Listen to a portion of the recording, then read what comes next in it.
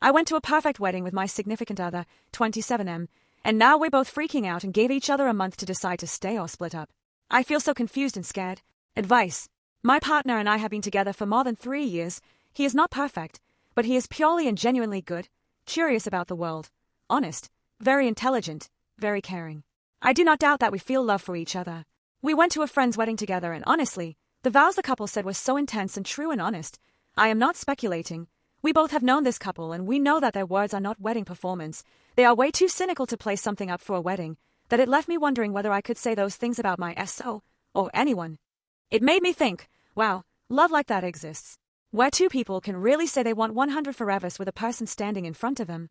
Between the wedding and now, I bottled up these feelings because I was already feeling stressed out about my work probation, but last night we met up for dinner and we both agreed that we are wondering if this relationship is still something we both want and that we were both freaked out by the wedding vows. Think, that episode of Master of None with the Italian wedding. Between the wedding and pre-dinner convo, when I was thinking about ending things, it felt like the right call because he stopped being super communicative and it helped me peel away. But since, of course, it turned out it was him thinking things over too, and we both are on the same page about the things that are lacking, intentionality, more sex, among other factors. I feel like it could be worth it to give it another shot given we've been through so much together, and we hold each other so dearly and care deeply for each other.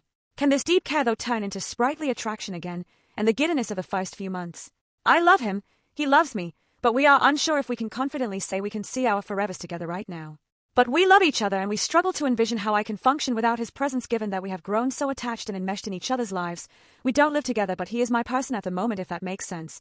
And we live in a huge fast-paced city, think NY or London, where it's hard to make connections, friends, or date. I feel like we have a good thing going, but I don't know if I would ever feel like saying forever. Does this mean continuing it is a waste of time? What do we do? I feel so scared of making the wrong choice, especially because of my intense job and feeling like if I'm not with him, who is my confident person, I will just be an anxious mess alone. I feel like we can fight for this, but it's like, are we fighting for mediocrity? Or are we fighting for something that can be made into a forever? Or a secret third thing? I don't know. Edit. I do have friends. I just haven't developed very deep friendships in this city, living here for the past 2 years, to feel like I have the adequate support community to help me through a potential breakup this intense. Commenter, I think the bigger problem here is that you're terrified of being alone.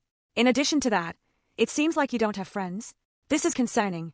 You should still have autonomy and a life outside of your boyfriend. All other aspects of your life should still get your attention regardless of what relationship you're in. So about the wedding thing. I wonder if this was the first wedding you've ever attended. Most weddings are like what you described. Beautiful vows that make you tear up. An overwhelming sense of love in the room. The couple seems extremely in love. Remember that this is their day to point out all the good things. Some people really are with their soulmate and they profess that in front of others. Other people may not feel that way a few years down the line. Don't compare yourself to that. I think you should continue to have conversations with your partner about the state of your relationship. If you two identify that you're not in love, ask yourselves if you ever were and if you can get back to that. If you weren't, can love grow? What would that take? You may come to the conclusion that your boyfriend is really just your best friend that you sleep with and that's okay.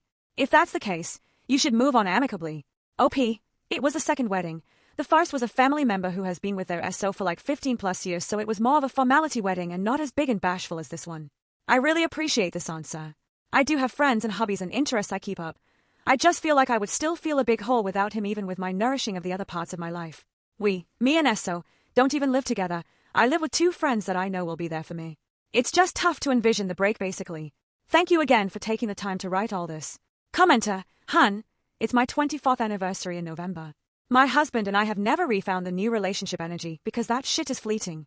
But what we found is richer, deeper, and more than can ever be found in NRE. We're each other's person. When we're in each other's presence, we don't have to hide anything about ourselves. No masking like we have to do out in the wider world. I can say the weirdest shit my brain barfs out to him and he'll receive it with love and acceptance. I do the same for him. He knows all of me and still loves, accepts, supports, cheers for me. Especially the parts of me that I hate. He loves so much.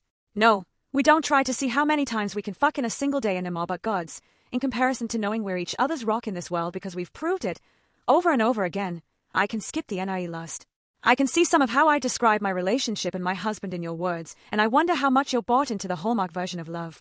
All passion and floating hearts in the air. Also, I want to say that weddings are an expensive production all about love, with a huge audience that you want to make yourself and your relationship look good to.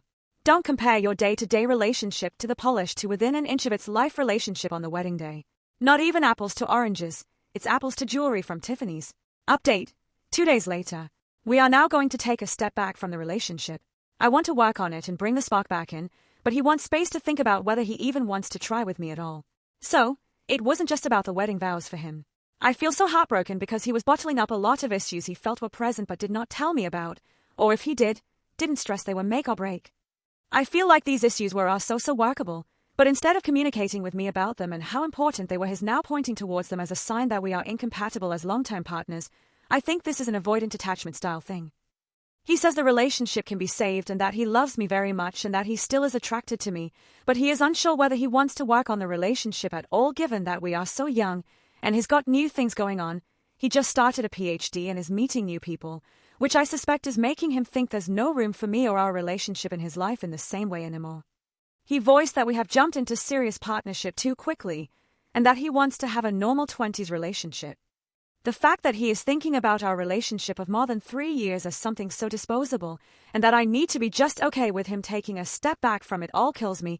In fact, it seems irrational to me, although love and relationships never are, since I know he wouldn't lie to me about loving me, thinking it's salvageable, nor being attracted.